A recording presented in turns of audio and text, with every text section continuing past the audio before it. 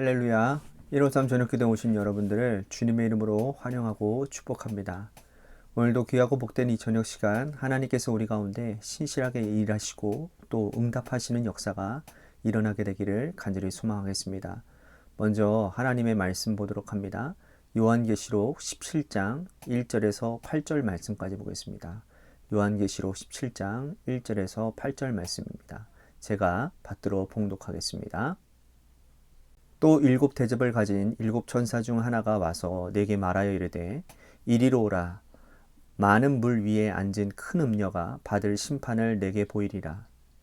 땅의 임금들도 그와 더불어 음행하였고 땅에 사는 자들도 그 음행의 포도주에 취하였다 하고 곧 성령으로 나를 데리고 광야로 가니라.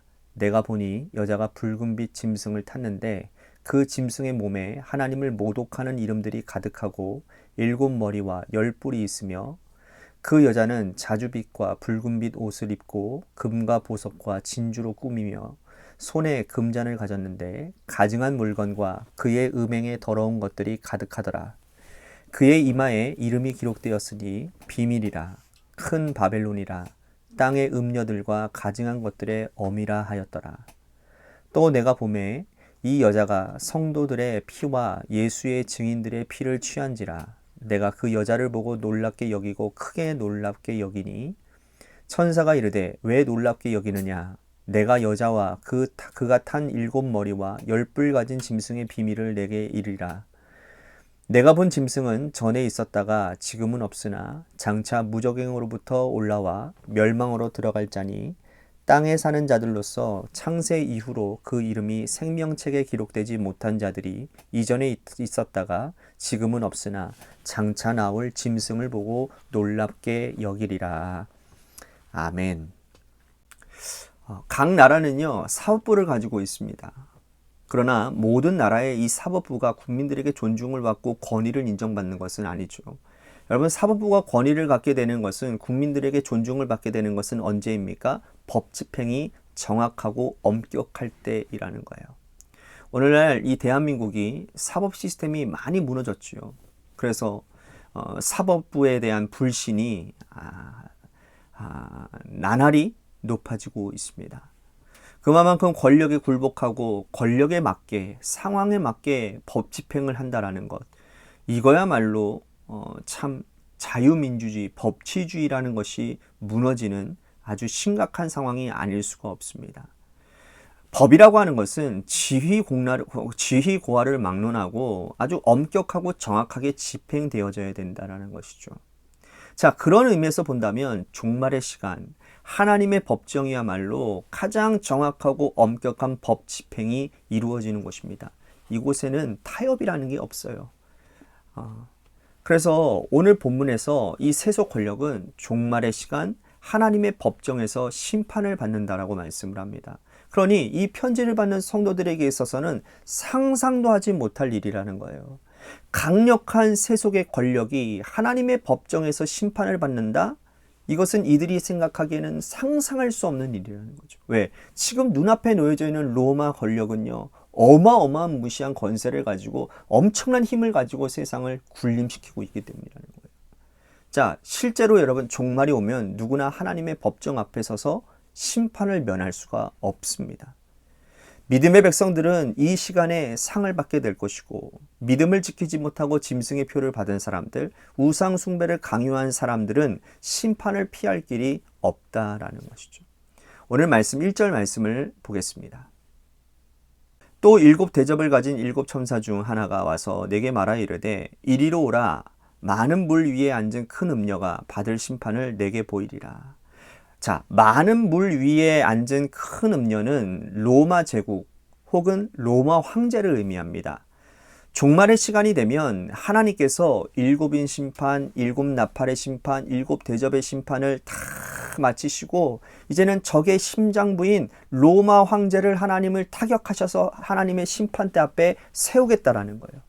자, 그렇다면 로마 황제의 제목은 뭐냐? 2절 말씀 보십시오. 땅의 임금들도 그와 더불어 음행하였고 땅에 사는 자들도 그 음행의 포도주를 취하였다 하고, 자, 땅의 임금들은 로마 황제를 이야기하는 것이죠. 그리고 어떻게 보면 로마 황제가 권력을 주어서 각 지방마다 다스리는 총독들을 또 의미하기도 합니다. 그러니까 로마 황제와 총독이 뭘 했느냐 하면 음행을 주도했다라는 거예요. 여기서 말하는 음행이라는 것은 뭐냐면 우상 숭배를 말하는 겁니다. 로마 황제는요, 어디를 가든지 간에 자신의 흉상과 동상을 만들어 놓고 황제 숭배를 하게 만들었어요. 그래서 이 황제에게 숭배를 하지 않으면 잡아 끌려가서 옥에 넘겨지고 죽임을 당했습니다. 여러분, 하나님께서요, 구약서부터 신약까지 지금까지 하나님이 가장 심각하게 여기시는 죄가 뭔지 아십니까? 우상 숭배입니다. 하나님을 대적하는 자, 사람을 섬기라고 하는 자들을 결단코 가만두지 않으시는 그 하나님의 무서운 일들이 오늘 우리들에게도 많은 좀 경각심이 있었으면 좋겠습니다. 나 외에 다른 신을 섬기지 말라고 말씀하셨잖아요. 우리가 정말 하나님 외에 좋아하는 것들이 있다고 한다면 이 시간에 그것들을 다 내려놓는 그런 시간이 되었으면 좋겠습니다. 로마 황제의 권위는 엄청났습니다. 그래서 우리 3절 4절 말씀 보실까요? 곧 성령으로 나를 데리고 광야로 가니라. 내가 보니 여자가 붉은빛 짐승을 탔는데 그 짐승의 몸에 하나님을 모독하는 이름들이 가득하고 7 머리와 10 뿔이 있으며 그 여자는 자주빛과 붉은빛 옷을 입고 금과 보석과 진주로 꾸미고 손에 금잔을 가졌는데 가증한 물건과 그 음행의 더러운 것들이 가득하더라. 계시록에서 숫자 7은 완전수를 의미합니다. 로마 황제는 7 머리를 가졌고 10 뿔을 가졌다고 그랬어요. 그러니까 사람들이 볼 때에 너무나도 완벽해 보이는 권력을 가지고 있다는 거예요. 그러므로 분별력이 없는 사람들은 이 황제가 가지고 있는 권력을 보고서는 두려워하고 그리고 그것을 신으로 여기는 겁니다. 자, 이렇게 엄청난 권력을 가진 이 신과도 같은 이를 섬기지 않으면 누구를 섬길까 생각했습니다. 그래서 어리석은 사람들은 황제를 숭배한 거예요. 스스로 나와서 황제의 흉상과 동상 앞에서 엎드렸습니다. 분별력이 없는 사람들이 한 일들이라는 거예요. 이거는 과거 2000년 전에만 일어나는 일이 아닙니다. 오늘 이 시대에도 항상 있는 일이에요. 그러므로 우리는 분별력을 가지고 누구를 섬기고 누구를 대적해야 될지를 정확하게 알고 있어야 된다는 거예요. 로마 황제는 그가 가진 권력으로 스스로 하나님의 자리에 오르려고 했습니다. 그뿐만 아닙니다. 6절 말씀 보십시오. 또 내가 보매 이 여자가 성도들의 피와 예수의 증인들의 피를 취한지라. 내가 그 여자를 보고 놀랍게 여기고 크게 놀랍게 여기니. 자, 보세요. 성도들의 피와 예수의 증인들의 피를 취했다 그랬어요. 자, 취할 정도로 마셨다라는 뜻이거든요. 자, 즉 황제 숭배를 하지 않는 자들을 목을 베는데 그렇게 해서 죽인 자의 피를 취할 정도로 이들은 황제에게 엎드리지 않는 자, 짐승의 표를 받지 않는 자, 그들을 얼마나 많이 죽였는지 모를 정도로 그들이 고발하고 있다는 거예요. 황제 숭배를 강요했을 뿐만 아니라 황제에게 엎드리지 않는 자들을 죽인 자들을 하나님은 당신의 법정에 세우시고 심판하실 거라는 거예요. 악한 권력에 붙어서 권력의 시녀로 살아가는 사람들도 하나님 가만두지 않으신다라는 겁니다. 또 12절 13절 말씀 보십시오. 내가 보던 10 뿔은 10 왕이니 아직 나라를 얻지 못하였으나 다만 짐승과 더불어 임금처럼 한동안 권세를 받으리라. 그들이 한 뜻을 가지고 자기의 능력과 권세를 짐승에게 주더라. 10 뿔은 10 왕이라고 했습니다. 로마 황제를 곁에서 돕는 총독들을 얘기하는 거예요. 당시 로마는 3개의 패권을 가지고 있었습니다. 로마 제국의 본토는요, 황제가 다스렸지만 황제가 이 식민지 나라는 총독을 파견해서 다스리게끔 했다라는 거예요. 이 총독들의 최종 목적은 뭐냐 하면 황제가 되는 것이었습니다. 그러므로 그들은 황제에게 충성을 다합니다. 그 과정에서 그들은 자연스럽게 예수 그리스도의 대적자가 되는 거예요. 자, 14절 말씀 보십시오. 그들이 어린 양과 더불어 싸우려니와 어린 양은 만주의 주시오 만왕의 왕이시므로 그들을 이길 터이시오 또 그와 함께 있는 자들 곧 부르심을 받고 택하심을 받은 진실한 자들도 이기리로다. 로마 황제 편에서 서는 순간 그들은 어린 양을 대적하게 되는 겁니다. 싸움의 결과는 뻔하죠. 하나님의 심판대 앞에 서서 황제가 심판받는데 여러분 황제를 돕던 총독들도 당연히 심판을 받게 되겠죠.